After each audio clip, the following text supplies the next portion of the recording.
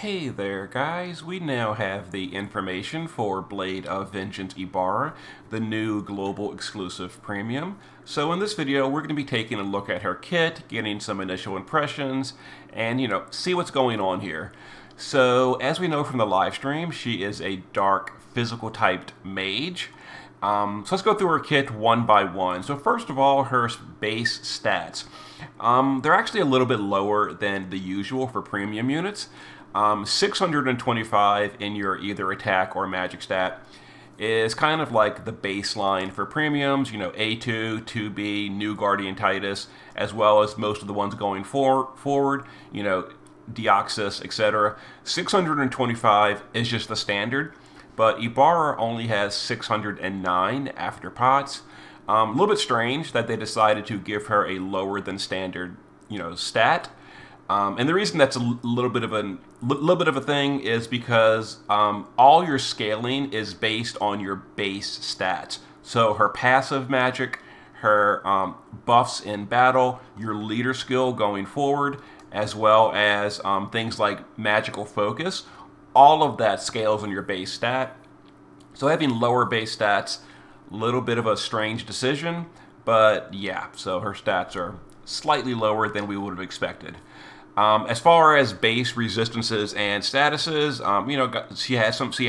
she has some elemental resistance, and then she's immune to the important statuses.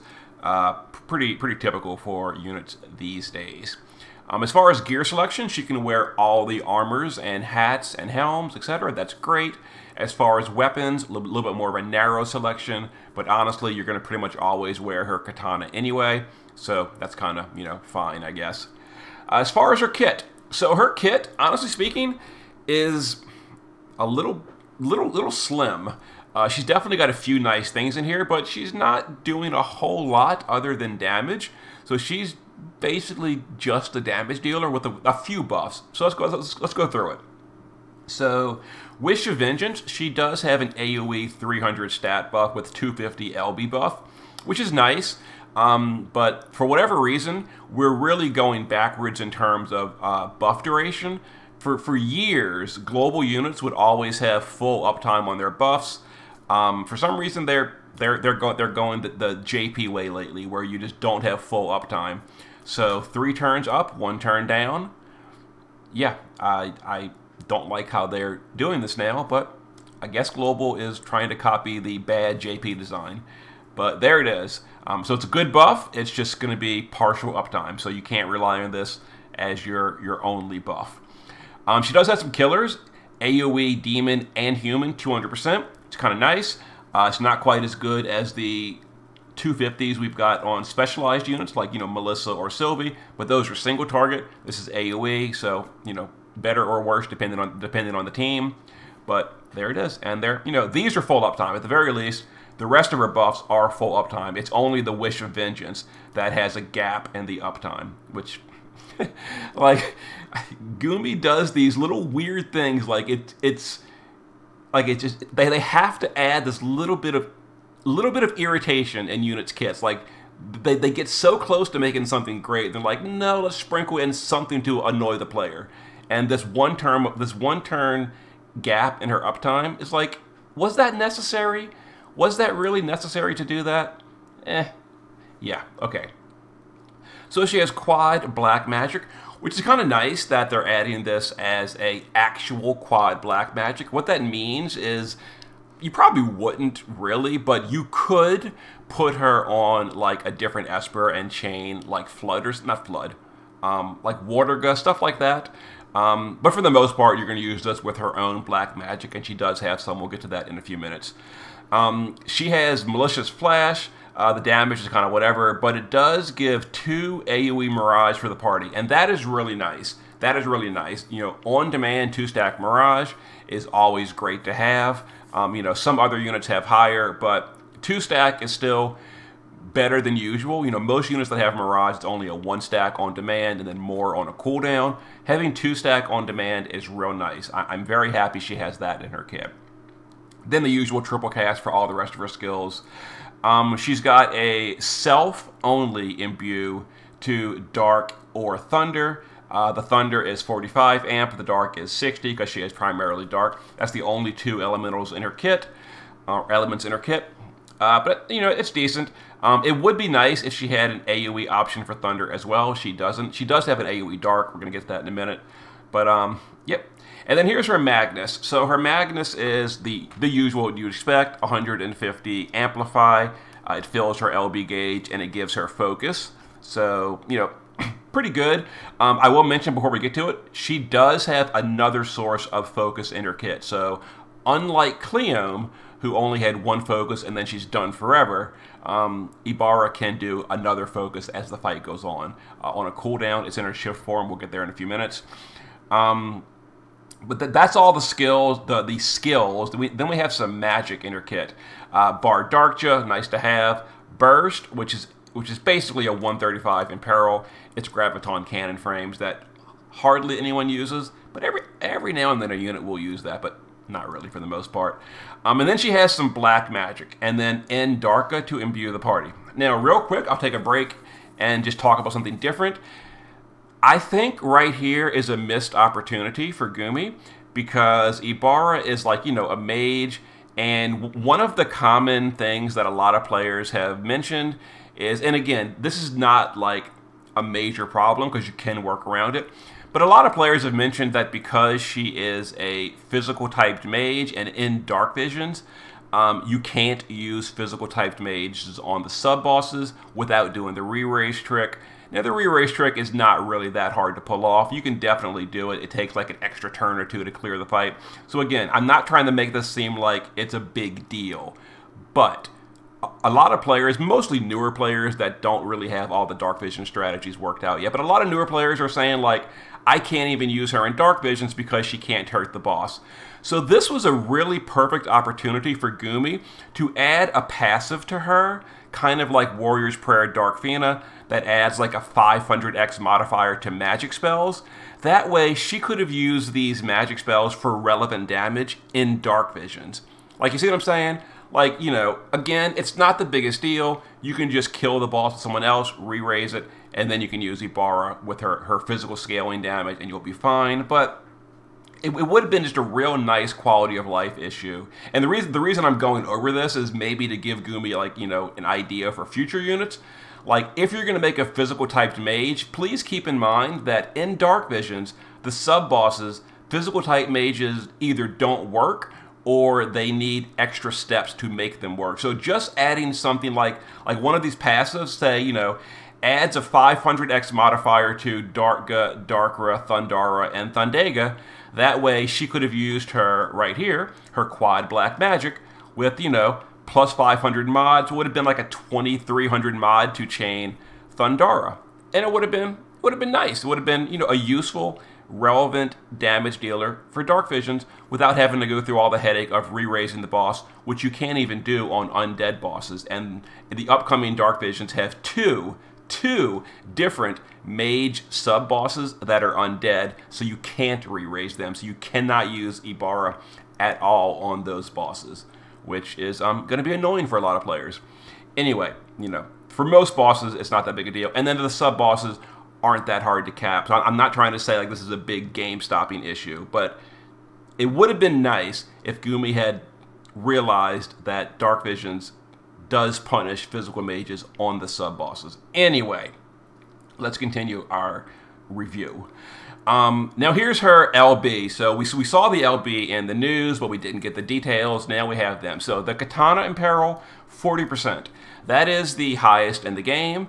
Even JP, to my knowledge, does not have a 40% or better Katana in peril. So that is the best Katana in peril available.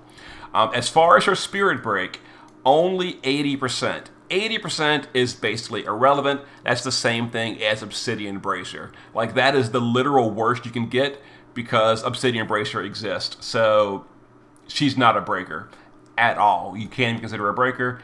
It's just like a, you know, lore thing, I guess, because the original Ibara did an 80 Spirit Break. I don't know. But you can just ignore the Spirit Break. She does give 250 killers to 8 different races for herself only, which is kind of nice. And then her base form LB is 300 mod with Extreme Nova frames. and then 400 mod in Clash. I will mention she doesn't have any modifier boost for her LB, so what you see is what you get. There it is. So that's the base form, and then in the shift form, and she is true brave shift, so you can shift at will. There is no cooldown. So shift form, you get a few new chaining skills. Now, if you're chaining for damage, these are the ones you want to use. They deal, I mean, not good damage, but something. Outside of Clash, they're 250 mod. Inside Clash, at max morale, they're 750 mod per chain. So triple, they'd be like 2200, which is slightly better than the free every card for you know, chaining damage. Yeah, it is actually. So there you go. And they fill morale. As far as morale goes, she's got some, you know, 500 morales on cooldown, but most of her morale is 100. So she's kind of like the near units in that she can fill morale, but she's not really a morale battery or anything. Kind of like 2B, A2, or Beach Blaster Olive. You know, she can fill a little bit of morale on off turns, but she's not going to be filling the gauge by herself like units like, you know, Melissa, Kresnik, Tsukiko, kind of. So yeah.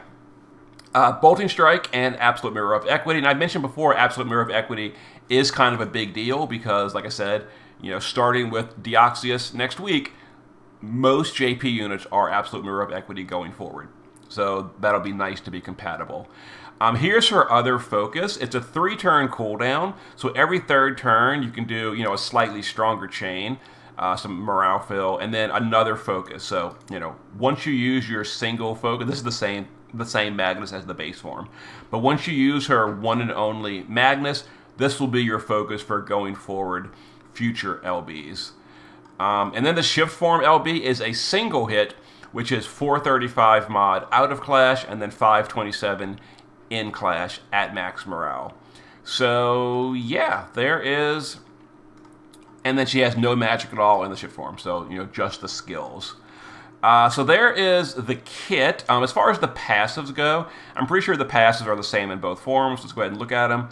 At EX2, you're going to get, you know, the auto morale fill. It buffs her LB damage at the start of the battle. So that's more of like a thing for, like, you know, farm content. You want to use her as your turn 1 OTK unit. That'll be convenient.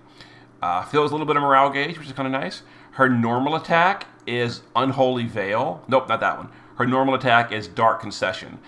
So if you wanted to give her like a Blizzard Orb in her off form and she happens to counter, you can do this. Otherwise, you're not really going to see it very often. AoE Dark Resist, a little bit of MP, and LB fill, which is convenient.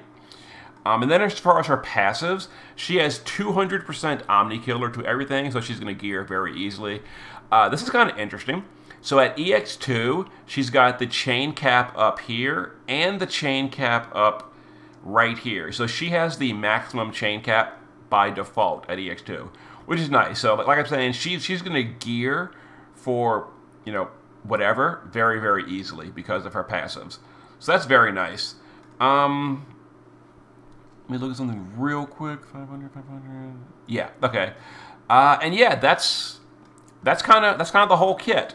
So, you know, not a whole lot there other than mostly damage. She feels a lot like 2B, which is not a bad thing, really. 2B deals really good damage, has a little bit of support in her kit, but other than that is mostly it. Ibara seems very similar, but I will say I feel like Ibara is a little bit more awkward than 2B. And the reason I say that is, now as far as just bursting, it's fine. You're gonna set up, you're gonna do your burst, you're good. But I'm talking about in terms of like trial content, or maybe like even Clash of Wills over the course of 10 entire turns. Ibara's like rotation feels a little weird, because what you're going to want to do is you're going to want to first use her base form LB for the Katana Imperil and the killers if they matter, depending on the race. The reason I'm saying this is her base form LB is Extreme Nova. So there's one chain family. Then you're going to want to do something like, you know, her buffs as well as her LB fill. You're going to refill her LB. You're going to use her focus, etc. So you're going to use Bolting Strike, because right here, Bolting Strike. So you're going to use Bolting Strike on the follow-up turn. So there's 2 chain families. Then you're going to do her Shifted LB, which is a 1-hit. which means now you need a third set of chainers to let her cap. So it's just a little bit awkward. You see, the reason I'm saying this, because in 2B's case, she's using either bolting strike, which is all her shift form is all bolting strike, and then her base form is a tag chainer. So literally you can use it by itself and you don't need anything. It's totally standalone. So you only need really one chain family with 2B to line up. You need 3 with Ibara. You need Extreme Nova, you need bolting strike, and then you need some kind of support chainers to cap her one-hit LB. I would have really rathered her shift LB to be also Extreme Nova so that she could partner with someone else that does like an alternating rotation of like Extreme Nova, bolting, Extreme Nova, bolting strike. Because you know who else does a literal rotation of bolting strike, then Extreme Nova, bolting strike, then Extreme Nova? The unit we just got, Lunar Cleome. So she would have been a perfect match to Lunar Cleome on a party, except because her LB is one hit, you've now got to get chains elsewhere, which in Clash of Wills is not super hard to do. But it's just like them ignoring dark visions in her kit. Like these little small details Gumi either overlooks or intentionally chooses to make more irritating. I just wish they wouldn't. Like, why does this need to be one hit when it could have very easily been Extreme Nova and it would have been a perfect match to Cleome, who just came out and is really going to, or could have been, the perfect match for Ibara. But now because of that, it's just like, was there really unnecessary to be this, mismatch? But okay, you can work around it. If you pull her, you're gonna work around it. But again, these little small things, they could just make it better if they wanted to. That's kind of it. So some 2 elements, some AoE killers to human and demon, a buff with not full uptime, and damage. That's kind of it. Damage. Oh, as far as her damage, by the way, it's actually a lot of damage. So here's my DPS spreadsheet for Clash of Wills. Currently, by my calculations, at the top, very expected. It's her Clash of Wills. She's a brand new premium unit, so her damage is good. Let me make that clear. Her damage is really good. And as far as in dark visions, it's close to the top. And she can be imbued to any element, although, of course, with the calculations, we are assuming her 150 Dark Amp. But she is imbuable, so you can imbue her to other elements and then go off element with like an external 100 amplifier or something. So that's really good. These calculations do not include the leader skill because the leader skill is not currently available. Next week, I will update my spreadsheet and include leader skills, but until they're in the game, we're not gonna add them. We'll add them next week. But yeah, there's the unit. So as far as am I going to pull for her, like I said on my news video, I definitely want at least one copy because her vision card, as I mentioned before, her vision card, which is not currently linked at the moment, is really good. And I would like one copy, so I'd like to get her to put her in the Shard Dungeon. As far as going, full hardcore all the way to pity, trying to get a lucky EX3. I'm not sold on her immediately because her leader skill, as we actually didn't talk about because it's not in the game, her leader skill, as I've already mentioned before, is pretty bad compared to the other premium leader skills. It's not bad as a standalone. It's just bad compared to the other premium leader skills. Yeah, so I'm thinking, honestly speaking, I'm thinking just not even bother with EX3, Ibara, or Deoxys, and wait for Scarlet Rain instead. But I'll think about it. We've got the whole week for me to decide. I'll see what other people say about her. Talk to some people. It is day one impressions. She's not blowing me away. Like, oh, this is amazing, must have, pull immediately, the way, like, Abigail was. Abigail was like, I saw Abigail's kit, immediately I was like, yeah, we're going for it. This one, I mean, she's good damage. She's real good damage. It's kind of mostly it. And then her leader skill is so bad, and that really frustrates me about her. And it makes me just want to, hold the line and wait for Rain's leader skill instead. But her damage is very strong. So like I mentioned in the news video, an option would be to pull her, ignore the leader skill, and use Rain on the party, and the Rain will buff her up, and that'll like fix the problem. For the rest of the party, obviously for herself, her leader skill is better because it's a higher magic. But for the whole party as a whole, I think Rain's going to do a little bit more. But I don't know. We'll see. Anyway, just for those watching this when I first post it, as far as Clash of Wills go, when the server comes up tomorrow, I do plan to at least attempt Clash of Wills on stream. So the stream should be available at some point after server up tomorrow, probably within an hour, I would assume. But anyway, there's some initial thoughts. So final summary: Blade of Vengeance Ibara, high damage, elementally flexible, prefers dark, bad leader skill, awkward rotation because of the frame issue, and has a little bit of support in her kit. It's decent. So overall, good unit. Is she worth the premium price tag? That feels a little questionable. I'm not entirely sure she justifies the premiumness, especially with her base stats. Like, why did they give her lower base stats? I don't understand the point of that. But anyway. Okay, that'll be the early look. See you in a bit.